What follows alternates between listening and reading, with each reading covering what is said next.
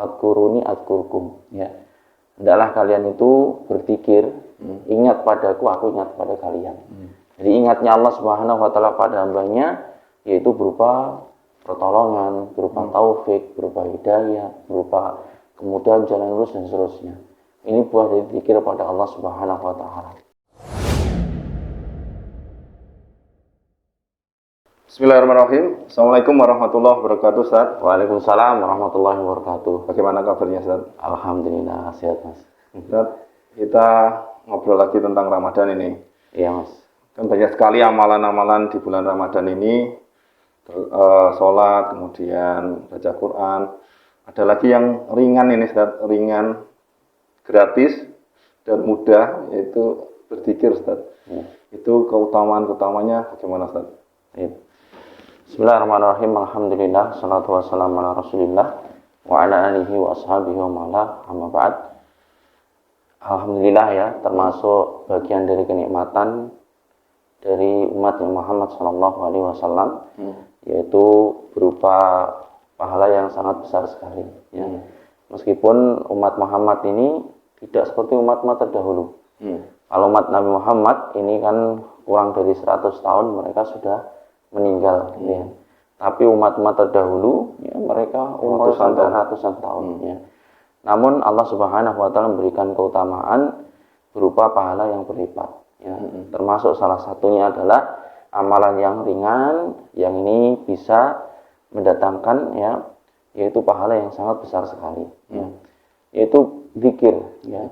Zikir ini suatu amalan yang memang nggak butuh apa istilahnya biaya atau modal seperti amalan yang lainnya, ya. Kalau jenengan misalkan ke umroh kemudian haji ini udah mengeluarkan uang yang udah siap. Tiketnya berapa, kemudian ya, sedekah, infak ini juga mengeluarkan uang. Berjihad ini nggak cuma uang, bahkan nyawa dikorbankan. Sholat juga demikian, jika ada usaha khusus untuk pergi ke masjid misalkan gitu, ya, melakukan gerakan dan seterusnya. Tapi untuk zikir ini sangat mudah sekali, ya, untuk ditunaikan oleh tiap-tiap muslim, ya. Mulai dari pelaksanaannya, ya, ini tidak butuhkan biaya, modal atau usaha yang lebih. Terus yang kedua, mulai tempatnya juga, antum umrah haji harus di tempat khusus, gitu, ya. Dan kalau di Indonesia harus safar. Sholat juga demikian, ya, tempat-tempat yang suci, di masjid dan seterusnya, disyaratkan harus ini dan seterusnya. Tapi kalau zikir tidak seperti itu, ya. Bahkan ada namanya zikir mutlak, yaitu zikir yang bisa kita ucapkan kapanpun, ya. Setiap saat, ya, tidak mengenal ada zikir khusus yang misalnya pagi petang, setelah sholat, gitu kan. Itu tentukan waktunya, kan? Iya, itu waktunya ada tersendiri, ya, tempatnya juga tersendiri. Ada yang namanya zikir mutlak yang dia itu tidak terkait dengan waktu dan juga tempat, ya. Seperti bertasbih, terus kemudian tahlil, takbir, ini, ya, terus tahmid, istighfar, ini, ya. Ini bentuk zikir yang masya Allah pahalanya luar biasa, namun dia itu bebas, ya, untuk dilakukan dimanapun dan kapan berada, ya. Tentang keutamaan zikir ini sangat banyak sekali disebutkan dalam Al-Quran dan juga hadis-hadis Nabi SAW, ya. Dalam Al-Quran disebutkan fadkuruni adkurkum, ya. Hendaklah kalian itu berzikir, ingat padaku, aku ingat pada kalian. Jadi ingatnya Allah Subhanahu wa taala pada hambanya yaitu berupa pertolongan, berupa taufik, berupa hidayah, berupa kemudahan jalan lurus dan seterusnya. Ini buah dari zikir pada Allah Subhanahu wa taala. Kemudian zikir-zikir yang disebutkan utamanya dalam hadis sangat banyak, ya. Secara umum, ya, zikir ini merupakan amalan yang sangat mulia, sangat agung. Adapun secara khusus terkait dengan zikir-zikir tertentu ini juga ada keutamaan-keutamaan tersendiri. Jadi seperti yang jenengan sampaikan, zikir ini mudah, murah, tapi pahalanya luar biasa. Masya Allah. Kalau menghadiri kajian itu termasuk zikir juga enggak? Termasuk, ya, zikir bermakna umum, ya. Zikir bermakna umum yaitu dengan apapun aktivitas yang itu nanti bisa ingat pada Allah Subhanahu wa taala, ya. Termasuk dalam majelis inian dibacakan ayat Allah, dibacakan ayat peringatan, dibacakan hadis, sehingga seorang itu bisa hadir, ya, hatinya ingat pada Allah Subhanahu wa taala, gitu. Dan itu juga murah, ya, tinggal duduk kita mendengarkan. Iya, sebenarnya kan semua amalan termasuk khusus zikir ini butuh satu hal, Apa Ustaz? yaitu kesabaran. Masya Allah, ya. Iya, dia mencoba untuk sabar saja, ini insya Allah bisa ditunaikan. Dan sebenarnya ini dibutuhkan di awal-awal saja. Tapi kalau sudah dia itu merasakan nikmatnya berzikir, ya, nikmatnya mengingat Allah. Ini bahkan kalau dia nggak berzikir, ini ada sesuatu yang kurang. Ya. Jadi Tidak kebutuhan nyaman. gitu saya. Jadi Memang seperti itu. Kita itu terhadap amal soleh itu butuh sebenarnya. Butuh sebenarnya. Bukan kita, Allah itu butuh pada amal kita, bukan. kita sendiri yang Kita membutuhkan. sendiri yang sangat butuh ya. Nah, ini kesabaran itu di awal saja. Dia harus namanya rutin gitu Mas ya. Rutin. Dia harus menjaga istiqomah itu.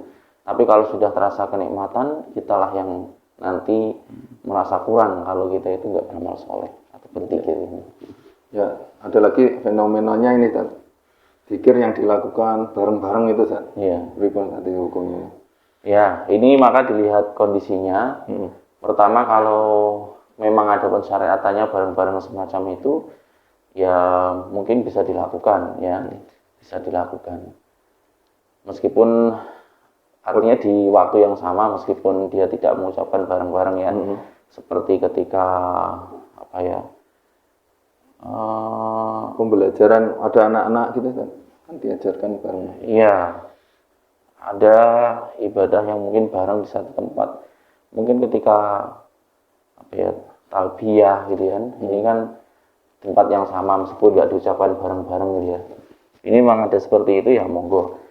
Dan bentuk bareng-bareng yang lain yang dijadikan para ulama itu diperbolehkan, yaitu mimbabi ta'lim ketika dalam proses pengajaran. Ini diperbolehkan, misalkan di awal waktu sebelum mulai pelajaran anak sekolah atau anak pesantren gitu ya, dia baca zikir bareng-bareng biar hafal dan semuanya itu bisa zikir. Maka mimbabi ta'lim ini diperbolehkan. Atau sholat misalkan ya anak-anak di rumah itu suruh baca keras dan bareng ini ya. Ini juga termasuk mimbabi ta'lim, insya Allah nggak jadi mengapa. Tapi kalau misalkan ini tidak ada syariatnya dan dijadikan sebagai ibadah zikir bareng-bareng, maka wa khairul hadi hadi Muhammadin sallallahu alaihi wasallam. Yang kita pilih adalah sebaik-baik petunjuknya Nabi sallallahu alaihi wasallam. Yang ada contohnya. Yang ada contohnya.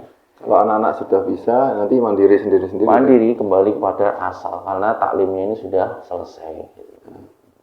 Mungkin Ustaz bisa simpulkan obrolan singkat ini Ustaz. Iya. Tentang zikir. Nggih, barakallahu fik ya, terkait masalah zikir ini jangan sampai dilupakan. Utamanya sangat agung, pahalanya sangat besar dan mudah dilakukan ya. Sesibuk apapun kita, jangan keringkan lisan kita dengan aktivitas biasa saja, tapi terus kita basahi dengan berzikir pada Allah ya. Mengucapkan tasbih subhanallah, takbir Allahu akbar, tahmid alhamdulillah, tahlil la ilaha illallah ya. Ini semuanya adalah zikir yang bisa mendatangkan pahala dan sifatnya itu adalah mutlak. Kemudian yang ketiga, zikir ini merupakan amalan yang agung, maka jangan sampai yaitu ditunaikan tidak sesuai dengan petunjuknya Nabi Shallallahu Alaihi Wasallam ya. Karena sekali lagi ukuran kemuliaan kebaikan suatu amalan ini bukan persepsi manusia atau perasaan manusia, tapi sesuai dengan contohnya Nabi Shallallahu Alaihi Wasallam. Seperti itu Mas. Terima kasih Ustaz. Mungkin kita sambung lagi insya Allah di lain kesempatan. Insya Allah. Assalamualaikum warahmatullahi wabarakatuh. Waalaikumsalam warahmatullahi wabarakatuh.